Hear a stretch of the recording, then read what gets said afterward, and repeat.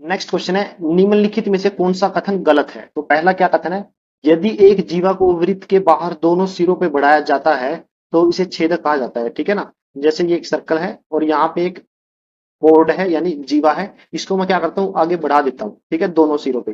तो अब ये क्या है, छेदक रेखा, ठीक है, या इसको सीकेंट भी बोल सकते हैं। तो पहला जो वाक्य है वो तो सही है, ठीक है, हमसे पूछा है गलत कौन सा है। तो दूसरे पे आते हैं, स्पर्श रेखा यानी टेंजेंट लाइन स्पर्श बिंदु पर वृत्त की त्रिज्या के लंबवत होती है। देखिए एक सर्कल ड्रॉ कीजिए यहाँ पे, ठीक है, और मान लीजिए ये क्या है, एक वो पॉइंट है जहां पे स्पर्श रेखा स्पर्श करती है, ठीक है।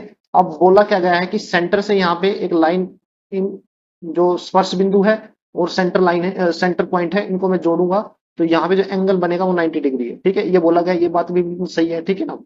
तीसरी क्या है, वह रेखा जो वृत्त के दोनों अलग अलग बिंदुओं को काटती है स्पर्श रेखा कहलाती है। जी नहीं, वो स्पर्श रेखा नहीं होती, ठीक है। स्पर्श रेखा यानी टेंजेंट वो सिर्फ एक पॉइंट पे सर्कल को टच करती है, ठीक है ना। जैसे कि आप इसको टेंजेंट बोलिए, ये टेंजेंट है, ठीक है, और ये सिर्फ एक पॉइंट मान लीजिए ये ए है, ये ए पे टच कर रही है सर्कल को, ठीक है।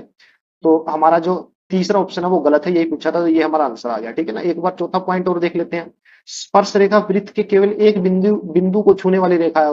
ये अभी मैंने अभी आपको बताया था कि टेंजेंट जो है सर्कल को एक ही पॉइंट पे टच करती है, ठीक है ना।